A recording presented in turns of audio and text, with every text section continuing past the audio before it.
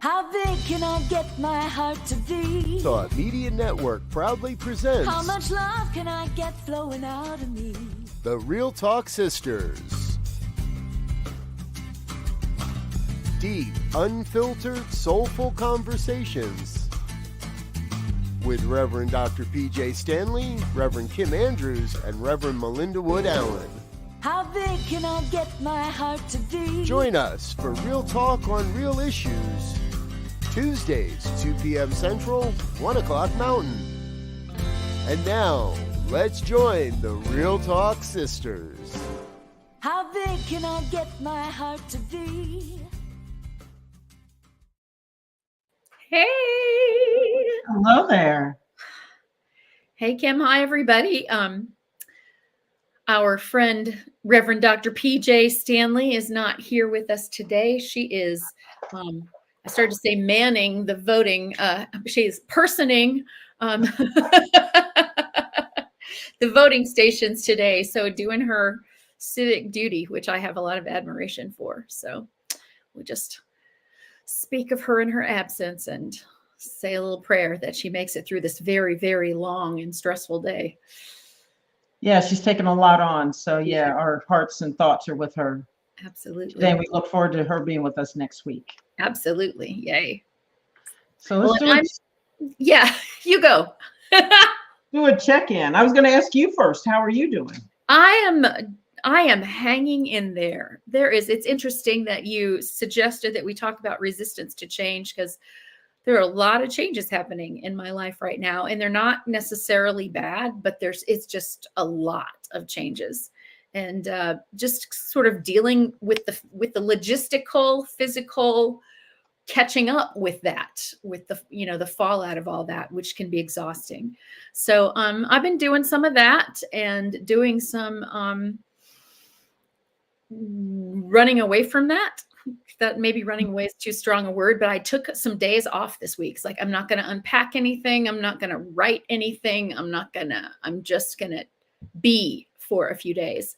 And I got to watch how I react to being rather than doing, which is not a pretty sight always.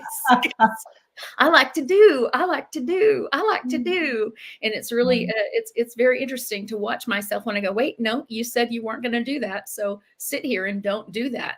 Whew, it's been interesting, but good. Everything is either good or for our good.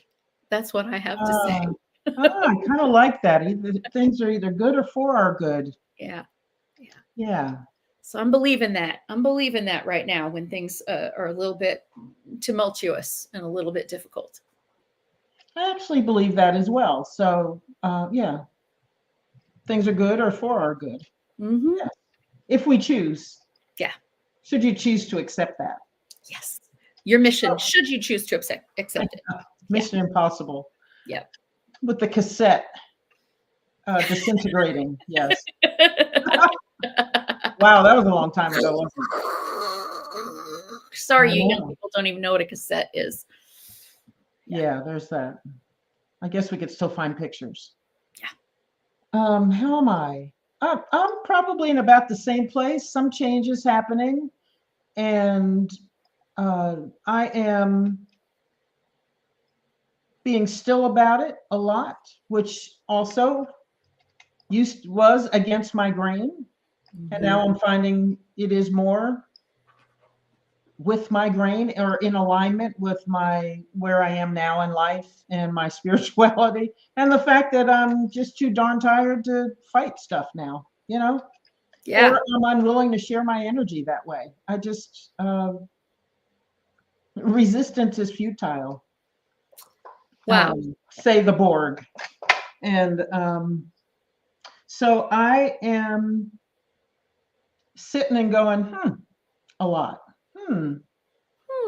How can I respond to this? And,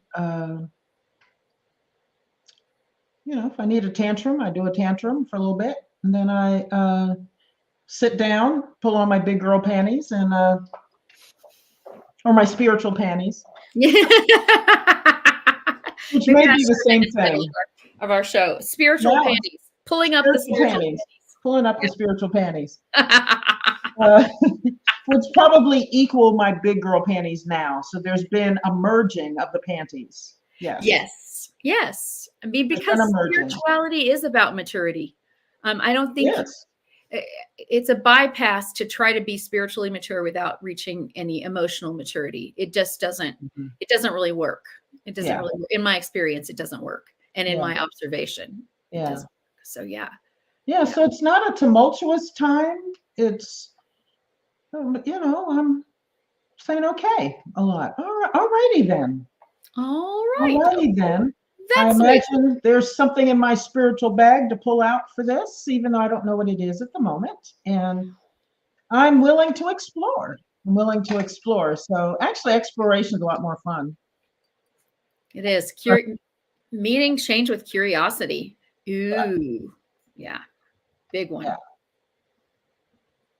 Well, I have a little reading from a book about change that I have been reading as part of my morning reading for the last couple weeks, and it's from Ram Dass's book, Still Here. You know, his first big book that brought him to public attention was called Be Here Now, and now he's got this book, Still Here: Embracing Aging, Changing, and Dying.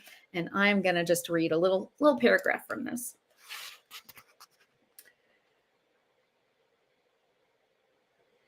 The ego is what experiences aging, changing, and death.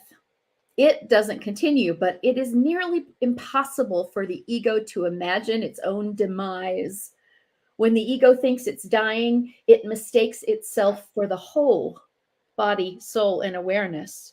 And often people who are beginning to go through the long process of ripening into God, I love that phrase, ripening into God, run around to different doctors, maybe even shrinks, because they develop an even more intense dread of death. But awareness, God, whatever you want to call it, is beyond time and concept. This is the ground of being. Souls explode out of awareness like little big bangs. The soul's relationship to awareness is like child to mother. The clear light of awareness is what the soul yearns to return to. Ripening into God is the soul's journey. Ooh, ripening into God. Ripening Gosh, I into like that. God. Isn't that a beautiful way to look at aging? Ripening into God, because that's union is what we want. We know we are already one, but so much of us is not aware of that.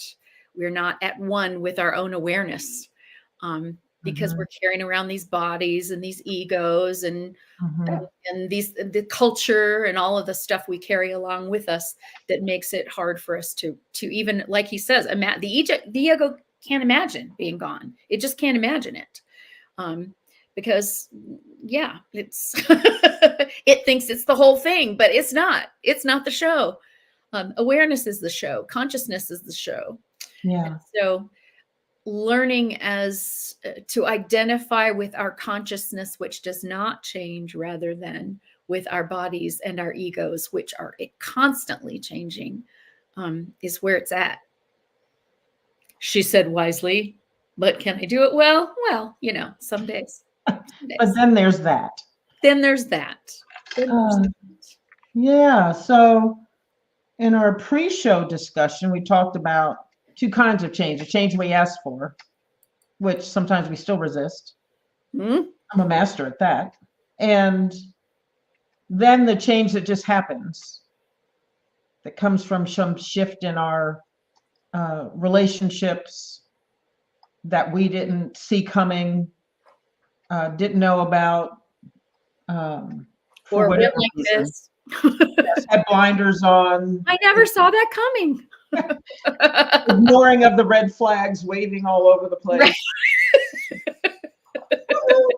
The big billboards we pass along the way. And we say, oh, not talking to me, not talking to me. I'm invisible. Yes. Yeah. Yes.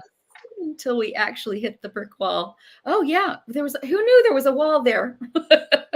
Yeah. Yeah. I saw the wall coming, and yet I denied the existence of the wall. Mm-hmm. Yeah. And then, and then there's life, deaths that happen. A friend of mine, terminated, downsized from a career of, 20 some years, and suddenly left with nothing to do.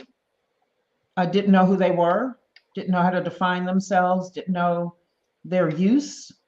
Yeah. Is there a use for me? If I'm not my title, what am I?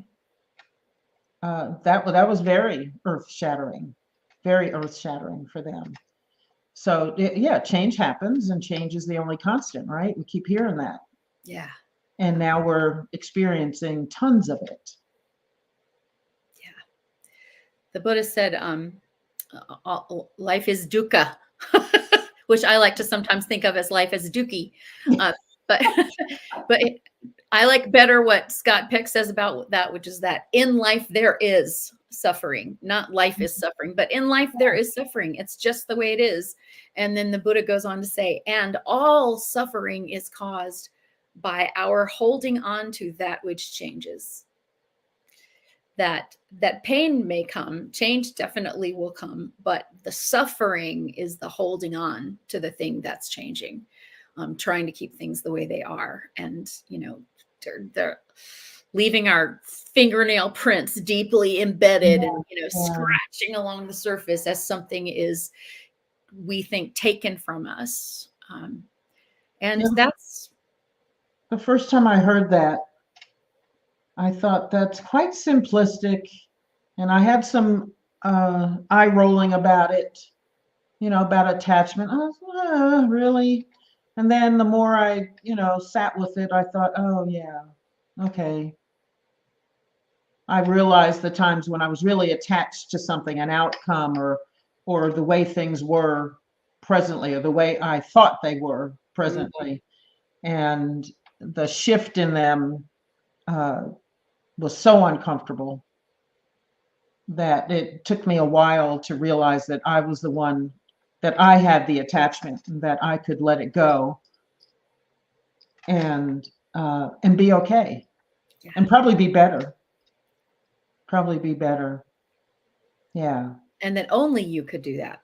Nothing else, and no one outside of you could put you in that space of being okay, except you. Yeah. That attachment, it's huge. And learning to detach, and that, like your friend you were talking about, that is about attachment to a role. Our ego likes to wear hats and think that's who we are. I had a huge change in my life when I had been a music director at the same church for 24 years. And at the time I was, I think, 45 years old. So more than half my life I had spent fulfilling a certain role at a certain place with certain people who it was a wonderful role. It was a wonderful place until it wasn't. There were wonderful people there who, I treasure to this day. But it was so messy when I had to leave, and there were all kinds of reasons why that had to happen. And I did my best to detach with grace, and to leave with what 12-step calls restraint of pen and tongue, without having to go around and burn bridges and tell everybody this is why I'm leaving and this is what you need to know and blah, blah, blah. And thank God that I did, because within really a couple of years, it became so apparent to me that all of the reasons why I left had nothing to do with why I left, other than that it was time. It was time. Why ever I was there was complete. And it was time to move on. And that when we are complete and yet we still try to hang on, that's when we cause ourselves all kinds of pain. So I did let go, but it was hard. I grieved for a long time. And part of what I was grieving was, just the place that I was at 3, 4, 5 times a week for 24 years in a row, just not getting dressed and getting my car and driving to that place and being with those people and fulfilling that role was a lot of it. And what I recognize is that eventually I took on other roles, different roles. And now I know a little bit more about not getting too attached to those roles, because I can do the same thing over again, Yeah, sure. Find a new role. And that tends to be what we do. So, let's find a different thing to be. Okay, now I'm this. And at no time is the now the this we are, unless we're identifying with spirit. So I was in a similar situation, but a different player. So at the church I was going to, probably for about 9 or 10 years, and our music director left. And it was a huge shift in the community, huge shift. A lot of parishioners, congregants left. 90% of the choir left. 99% of the choir left.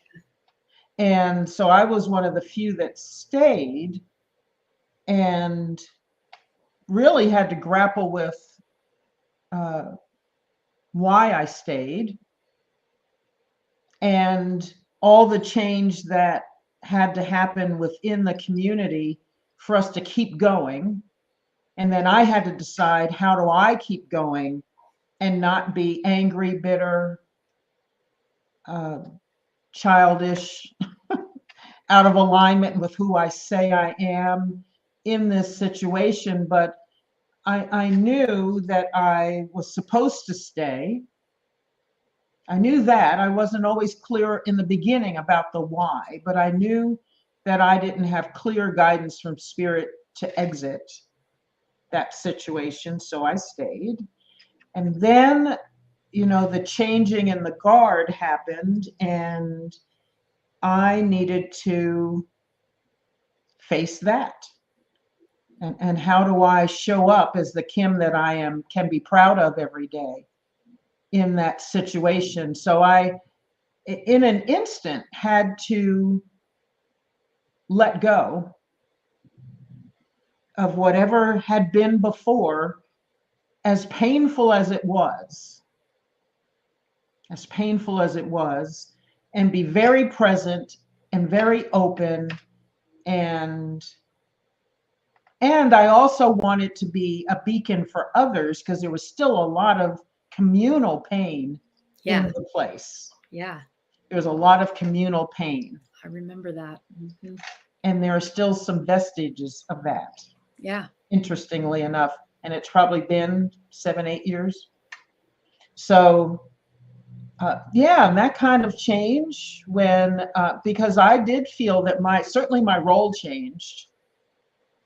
And I knew that I wanted to step up as someone who could be a beacon for others. I knew that. And so the question was, how does that happen? And what does that look like? So all of this I'm trying to process as I'm trying to process my own grief. Yes. And be able to grieve what wasn't there. And even if things shifted again, would never be like it was before. Yeah. And in my conversations with others who were going through this, whether they left or not, there was a lot of holding on and saying, I just want what we had. And, that's, there's the rub, right? No matter how much we want it to be like it was, it'll never be like it was. We may be able to regain something, but it'll never, ever be like it was. Because we've all now had this experience together. So that was a real lesson for me. And probably, when it's different when you're going through something by yourself and it's a personal change. But when it's a change that's happening within a community and everybody is having to shift, then there's a lot of energies floating around and bumping into each other and things blowing up and egos all over the place and needs and things like that. And so it was an interesting time, and it taught me a lot, Yes. It is time for us to take a short break, and then we'll come back and maybe talk a little bit more about those egos floating around and the grief process and whatever else comes up. Yes.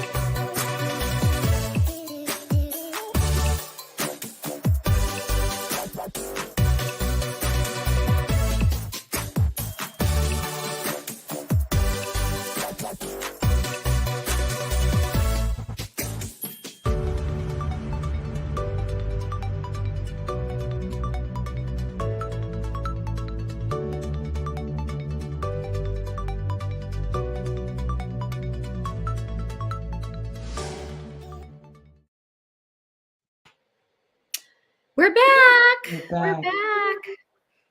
So you mentioned that as things change, even when we are showing up as our best selves to the best of our ability, really tuning in, and by the way, kudos, because you had practice at being quiet and listening to the guidance of spirit, were you able to do that? You couldn't have just like, in this moment, I need guidance from spirit and I need it now, if you hadn't had a practice that had built up over time.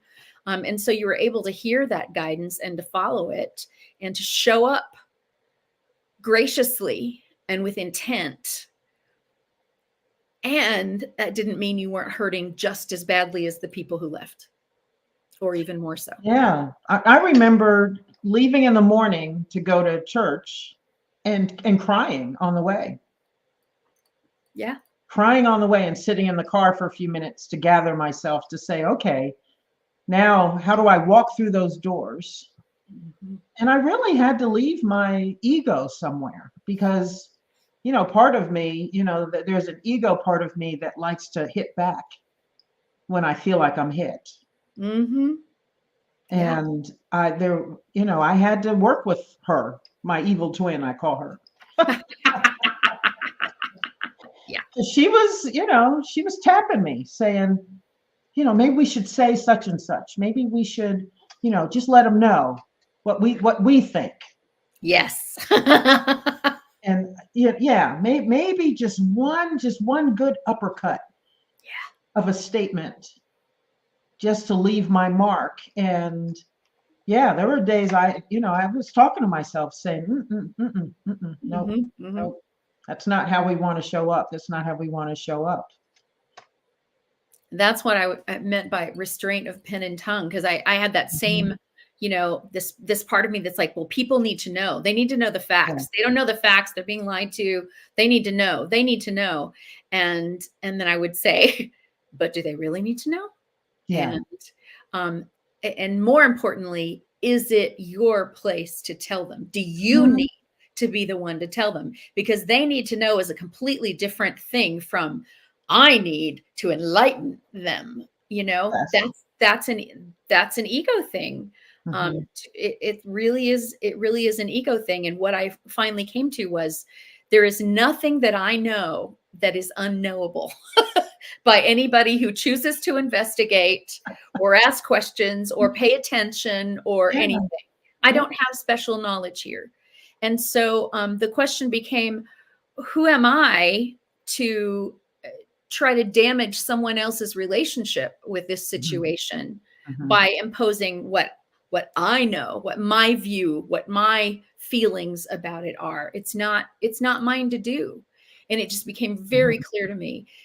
It's not mine to do. If it needs to be done, fine, God pick somebody, but I got no guidance that it was mine to do. I got guidance that I had all I had to say grace over, just keeping me okay. Amen to that. And I also knew that part of my wanting to enlighten them was about retribution. Yeah, absolutely. That I did want to hit back, that I, wanted to say it in such a way that they were going to feel it. Mm-hmm. Not that I could be I wasn't thinking about it as being a beacon for them. I really wanted to hit back. Yeah. And so I knew that, yeah, that doesn't, I was mature enough emotionally and spiritually at that point to know, yeah, that didn't need to happen. I needed to slow that roll of mine and just let it be. And like you said, if there's somebody else who's to deliver a message, it's certainly not me right now. Yeah. Because that's not going to help heal anything. Right. What I have to say. And that's the question, is like, what is my intention here? What do I hope to accomplish? If I'm hoping to accomplish somebody knowing something, why does it have to come from me? Yeah. Am I really hoping to accomplish that I get to be right and show everybody who's wrong? Mhm. Or to, to hurt back what's been hurt in me. Yeah. And once we see it clearly that way, then if we have any spiritual maturity at all, it's very clear. It's like, no, if why I'm doing this is to retaliate, then I don't have to ask any more questions. No, the answer is no. No. Unequivocally. Unequivocally. And the only way that I could do that is if I lie to myself about why it is. No, I really feel like these people need to be enlightened, and I'm going to, be the whistleblower because that's my place or whatever. And it's an interesting thing. And I also remember at the time, because there was a lot of misinformation, and sometimes I would think, well, at least I need to correct the misinformation about, if it were about me or about something to do with me. And then I really got clear, my life is my message. And I will continue to be who I am in the best ways possible. Be true to myself, be true to my spirituality, my belief system, my values, be true to all of that. And then it won't matter what anybody else says. They can't harm me. And the people who matter will see the evidence of, oh yeah, but she's who she always has been, and she hasn't changed, and that hasn't changed. So why should I believe something that says different? And, you have to get okay with people believing what they want to believe too about the situation. Yeah. And I think so that ego, what do we call it?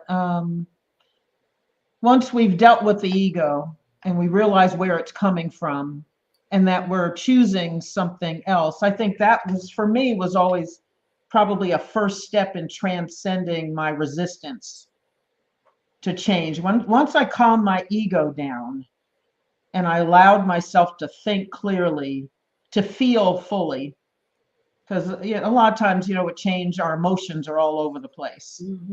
Mine certainly are. And so then I can allow transcendence probably at that point, because I'm opening a door and saying I'm leaving space for something else to come in here, even if it's my own understanding. And it's my own. And I think once I get to understanding, then maybe I'm heading towards acceptance, or whatever state I'm going to be in as this change rolls out into my life. And that could happen within minutes, depending on the change, days, weeks, months, years. Absolutely. Change isn't always instantaneous, is it? Oh, no. And that, that's what a beautiful segue into what I was just thinking about, which is that a lot of changes do sneak up on us. And this is an experience I've had of late, is that, and it's a lot dealing with, also my aging. We're both aging, but my husband's quite a bit older than I am. And so I'm seeing the effects of his aging in a way that hasn't been in our faces in the past. And it's making me look back, or I'm choosing to look back in some ways. And one of the things that I'm allowing myself space to grieve is that, there are a lot of things that I'm realizing, that was the last time we did that. And we didn't know at the time that it was the last time. And so now it's like, up until this moment when I realized this, that possibility still exists in my life. And when I look at it and go, oh no, that was it. That was it. And I didn't even make a big deal of it at the time. I didn't say, yay. I didn't throw a party or say goodbye or whatever. It was just, that was it. And looking back, it's like, oh, that door is closed. It didn't slam. I didn't burn a bridge, but it's pretty well closed. And so how do I feel about that? And I get to feel about that. I get to feel about that. And I do. Yeah. Yeah, I understand that. Yes. Yeah, and we do. And so I think once I learned that particular thing, that I get to feel something about it. And yes, I'm going to sit here and feel it now. Mm-hmm. That got me closer also to transcendence. I think we have to move those emotions. Absolutely. So that we can, because moving through my emotion always gave me clarity. Because then, everything I'm feeling is not all of clogging my head and my heart and my chest, because you can feel the tightness here. I always do. Yes. Right. I just feel contracted and heavy and like I'm dragging something. And then once I allow myself to be in the emotion and it can move, then I can kind of take a deep breath and then, the brain starts to work a little bit. And then maybe there is something new that I can step into now, maybe a door shut. But maybe there are other things now that are opening up. And what might those things be? And how can I give myself to them? Yeah. And how can I, what do I feel about that? What do I feel about something new? And also how can I allow that to inform me to be more present and more grateful in my life today? Because I may be doing something right this minute for the very last time. And is this how I want to leave it? Is this how I want to leave? It is a more intentional and considered way of living that comes when you are able to transcend that. Change happens, but how can I transcend my attachment to those things, to things being a certain way? My desire for control. Ugh. I was thinking one of the things that changes in my life, just a little more lighthearted, that I was kind of really looking forward to in a lot of ways was when my daughter graduated from high school and was ready to move out on her own. It was like we had made the decision just a few years before not to have more children because we could see light at the end of the tunnel. It's like, we might be able to be free soon. Yeah. And so that was a grief. That was a closing of a door that was very intentional and conscious. And then it was like, wow, in a couple of years, she's going to be out, and about and doing her own thing. And wow, that opens up all kinds of doors for what the two of us can do.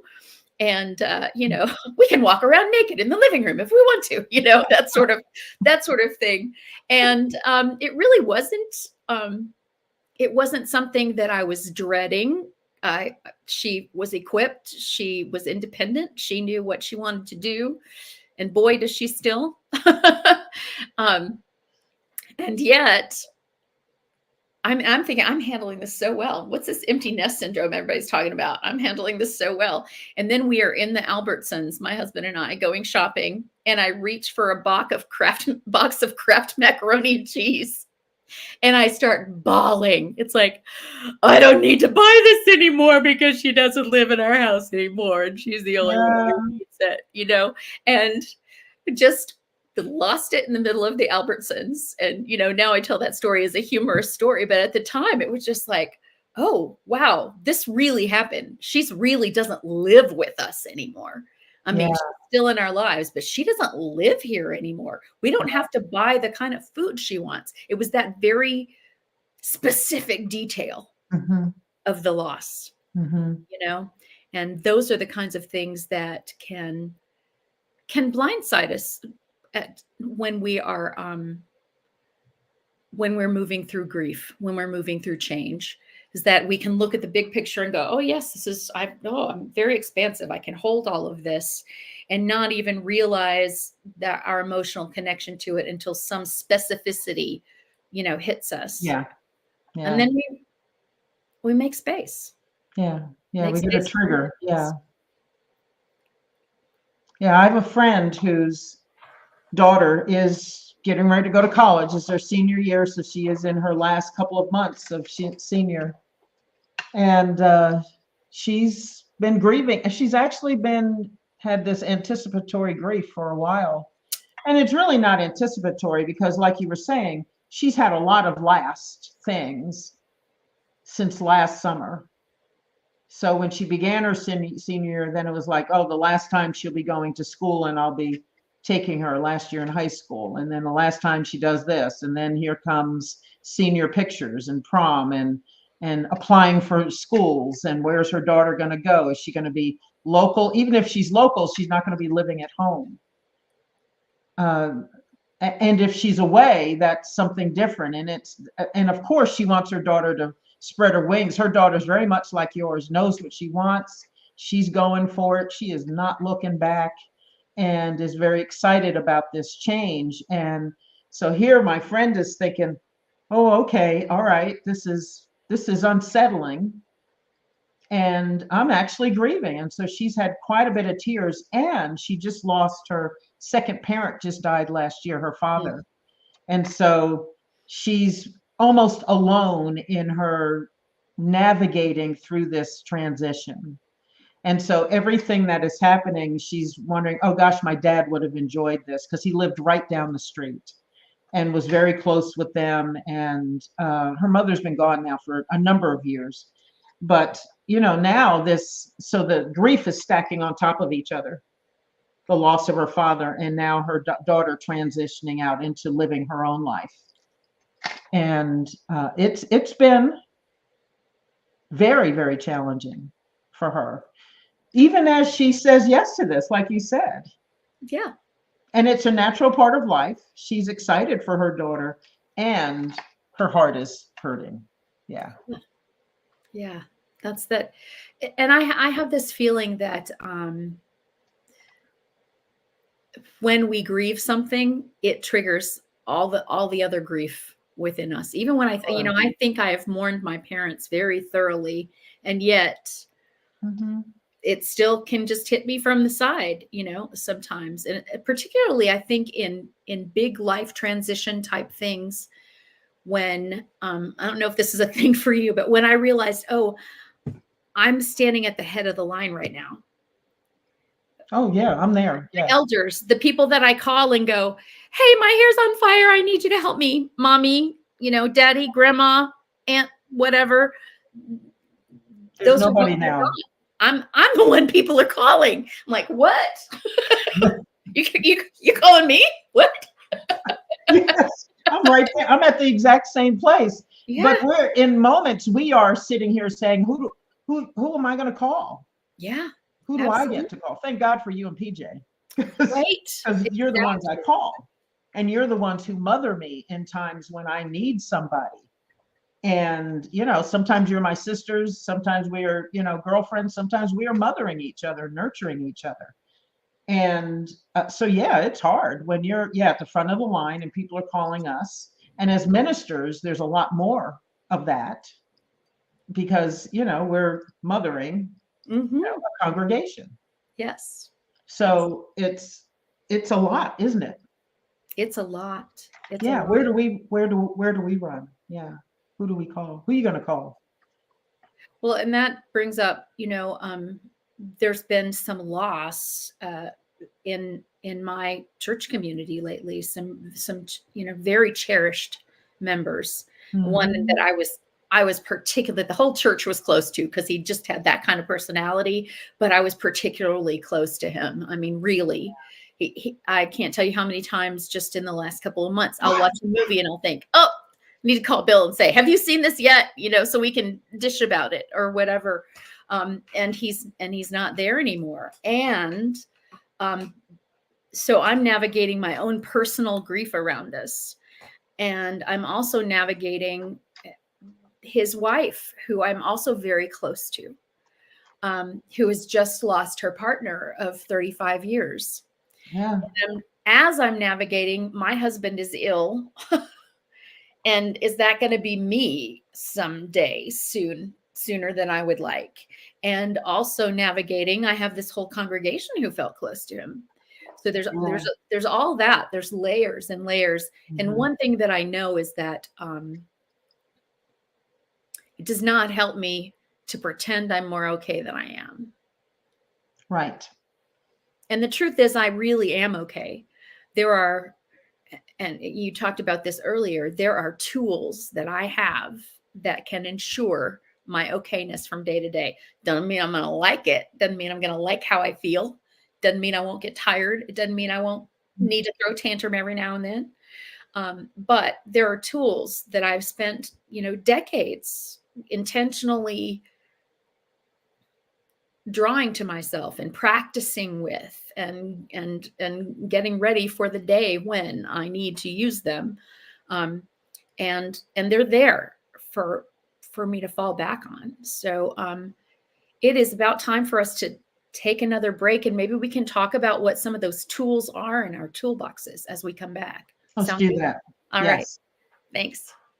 See you in a minute.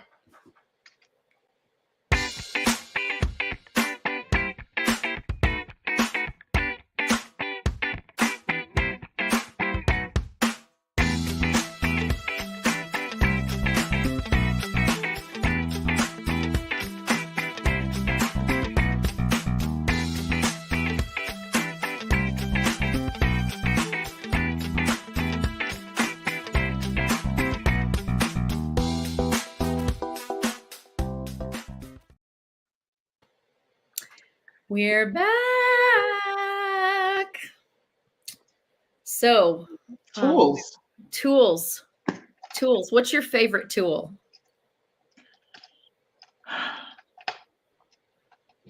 Probably going into silence, meditation.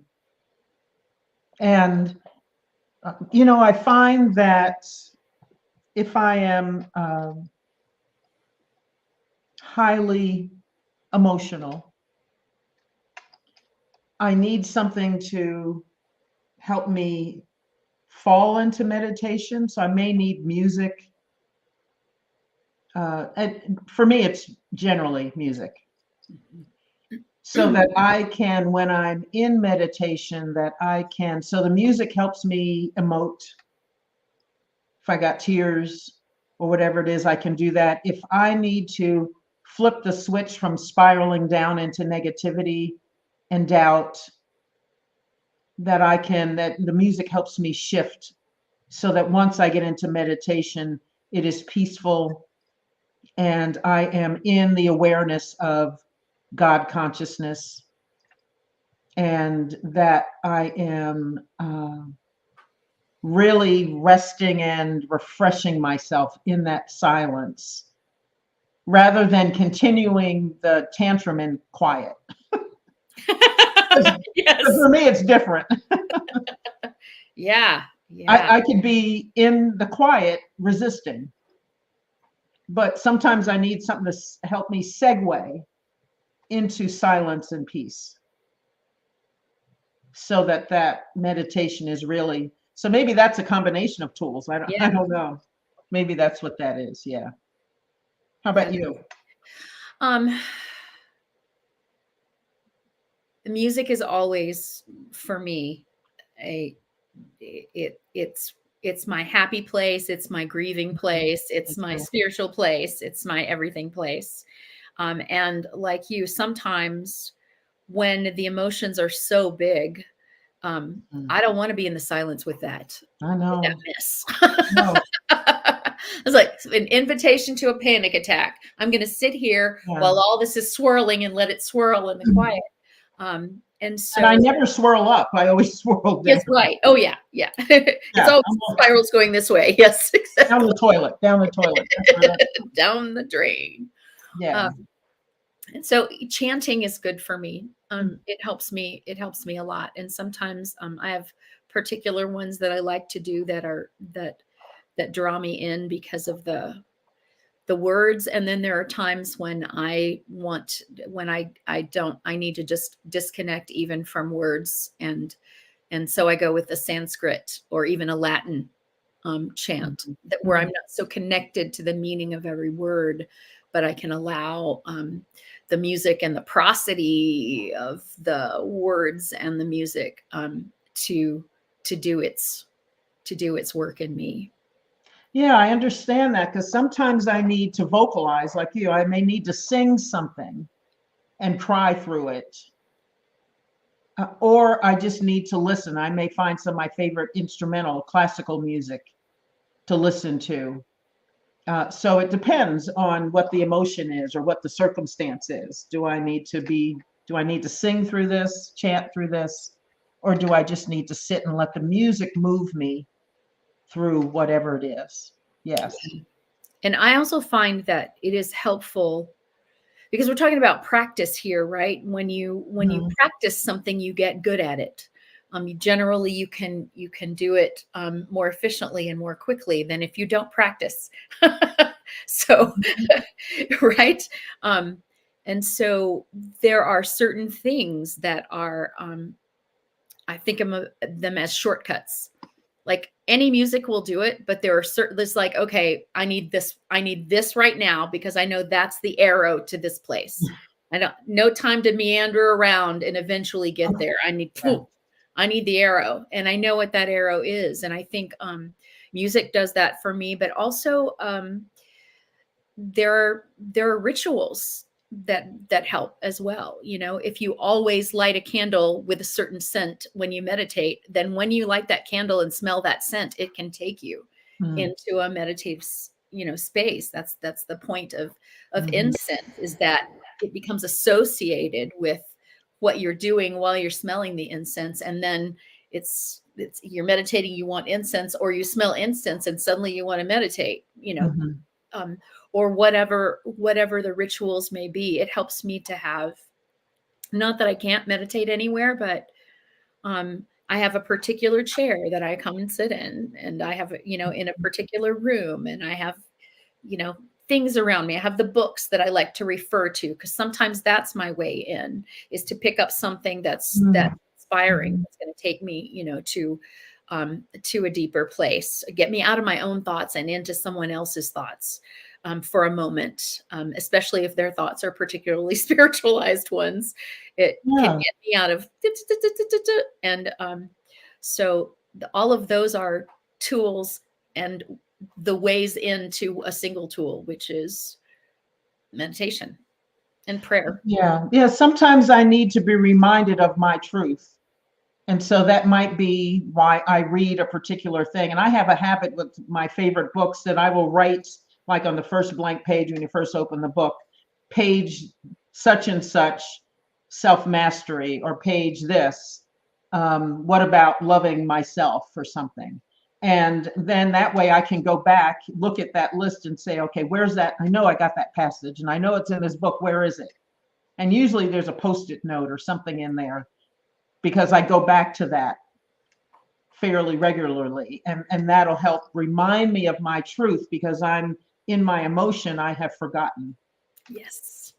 Yeah. I have books like that are just, and I'm terrible with my books, but they're mine and I get to love them however I want. They're dog-eared and they've got Post-it notes in them, and they've got little sticky things, and I've written in the margins. I have things underlined. I have little parentheses around whole paragraphs and stuff, which is why, when we were looking for a quote on change, I sort of opened my Ram Dass book, which is dog-eared in like 17 places. And I went, okay, that's the one. And the paragraph was already, marked with a little purple pen. So that's helpful to me. I need to, it's kind of like comfort food for the soul, to go back to something that I know was effective and brought me to a certain place in the past. And it's like, okay, I need a little fried chicken and and biscuits for the soul right now, or some chicken soup for the soul. That sometimes we just need that macaroni and cheese, that comfort food. Absolutely. to get us to that place, because it is difficult to be spiritual when your emotions are in a torrent. Mm-hmm. Yeah, absolutely. And, sometimes I also need to do something physical or Mm. go outside. So if I feel like, because some of my emotion just pours forth easily, but sometimes I'm resisting my emotion. And it might be that I've got a lot to contend with that day. And I know letting my emotion flow, or I'm thinking letting my emotion flow is not going to be good for that. Yeah. So I may tamp it down somewhere, but I feel it pushing. You know how you feel it right underneath your eyes, Mm-hmm. and it's there, and you know it is, and all you need is somebody to say, like you or Pjae could say, "Gee, how are you?" And oh my God, Yes. And thank God for people like that in our lives. Because, thank God. yeah, absolutely. Yeah, where others don't, it doesn't work like that. But Yeah. with certain people in my life, they can ask that question, and that just pushes everything over the dam. But I can sometimes hold it down. So there are times I need to help my emotion move. And usually being physical, I can go for a walk, and bless my neighbors, they have watched me walk and cry Oh. through certain times of my life, like after my father died, after my mother died, after my sister died. I just walked miles and wept. Mm-hmm. And that was the only way to uh, let my emotion flow and get unstuck and be able to take a deep breath again. Yeah. Um, Sometimes just putting my bare feet on grass. Yeah. Sometimes just holding a tree or sitting near one. I like to touch. I like to touch trees. Mm-hmm. It does something for me. They speak to me in a very, very deep way. Sometimes, just we all have different ways in. Mm-hmm. Mm-hmm. Trees are a big one for me. There have been times in my life when a cat in my lap was the most Oh. comforting thing that, I couldn't have ordered any better. And I knew it was like, God, thank you for sending me this cat who is Mhm. ornery as all get out most of the time, but who right now is right where I need, it to be. They Soothing. start to purr, they're kneading their paws, and you just think, Mhm. oh, Yeah. yes, Yeah. yeah, this. Yeah. Yeah. There are times when I even, my husband is a tool of mine in the best possible way, where I just say that I don't want to be in charge of anything. I need to lean on you, and absolutely we'll go sit next to him and literally lean on him and just lay against him for a while. And I'll say, I don't care what we eat for dinner. I don't care what happens. If we're going to watch a movie, I don't care what it is. You just make every decision. I just need to withdraw. I need to hunker down. I need to not be in charge for however long. And he'll say, okay, I got this. I got this. And so sometimes I just need to lean and just, I don't have to talk about it. We don't have to have a discussion. He doesn't need to fix anything. I just need to sit and be. And still be kind of engaged in my world, but be attached again, or next to someone who's got my back. And I know they'll hold the space for me until I'm ready to re-engage with life. Yeah. Absolutely. Yeah. Yeah. And we have that's a prayer that I have for all people, that everyone has a space holder. It doesn't have to be a partner, it doesn't have to be a spouse, but somebody in their life who they can go, okay, this person's got my back. And and I want to be that. I want to be that in the world for people as well. Yes. But as we've talked about many, many times, I cannot be that for anybody else unless I am using my tools to get myself into the space where I can receive spiritual guidance. And And I think that's kind of where a lot of what our discussion today has centered around. Somebody wrote in the chat, very deep, very scary. Yeah. That's, I think what we've unintentionally sort of focused in on is how, in order to listen to and be in our spiritual selves, we have to deal with our human emotions. And our human emotions are always going to not necessarily want change. I remember telling people when I was young that I really didn't even want to win the lottery. Just the thought of winning the lottery made me think, well, my life would have to change in so many ways that no, I'm really fine. Paycheck to paychecks works for me. And my husband would go, you're so crazy, and these are just like, obviously just those what if sort of whimsical kind of talks. But truly, when someone say, well, what would you do if we win the lottery? I'd start having a panic attack. Oh my gosh, everything would change and people would be, and I would need to, because change felt that scary to me. Mm-hmm. Because as a child, trying to control my environment was the way that I felt safe in a home that wasn't safe emotionally or sometimes physically. And so I have to recognize that, and I have to not use that tool, which doesn't work.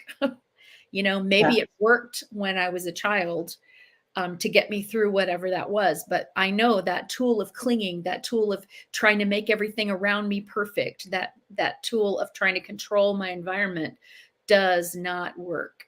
So I have to be conscious of that, because sometimes we default to the tools that we know, to the tools that we grew up with, which is why it's so important to be intentional with practice, so that when we really need it, we've practiced it enough to know it's there. And we can call it up easily. Yes. Call it up easily. Call it up easily. What was it that you said? Because that would be another tool for me. And maybe as we wind down now, we only have about 3 minutes. You said it's either good, it's all good, or it's good for me. Is that what you said? It's either good or it's for my good. And that, I do believe that. Yeah.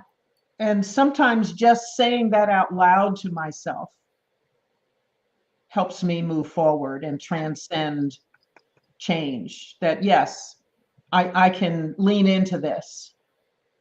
And not only will I be okay, I'll probably be very good. Yeah. Yes. Yeah. Because as soon as you decide it's good, then it is. Yes. That's the deal. As soon as you take ownership of, okay, this is for my good. How am I stretching? What's my stretch here? What am I learning? How am I going to benefit from this? How can other people benefit from my going through this experience even? Yeah. All of that. It's either good or it's for my good. And Pema Chodron says that, and this is just a Buddhist concept, but she says it really beautifully, that your life is your best teacher. You don't need a guru. You don't need anybody to give you a test. You just have to pay attention. What's going on right now? What's present right now? Because that's my teacher. That's what I'm supposed to be learning from, or it wouldn't be happening. I love that. Yeah. Thank you for this conversation. Yeah, thank you, Kim. Thanks. It's been a rich one, and I think actually we probably have enough material that we can continue the conversation about change next week, because we didn't really talk too much about the changes that we want, the changes that we invite, the changes that we court. Let's do that next week, and I'm really curious to see what Pjae has to say about all this. Yeah, we need her in this too. Yeah, I can't wait till she's back with us. It's been a really lovely time. So thank you all for joining. Anybody else got a comment before we leave? We have about 1 more minute. All right, we'll leave you with this. It's good or it's for your good. Amen to that. Amen. Believe it with all my heart. Yeah, me too. Thank you for joining us, everybody. All right. I See you next appreciate you. week. Bye-bye.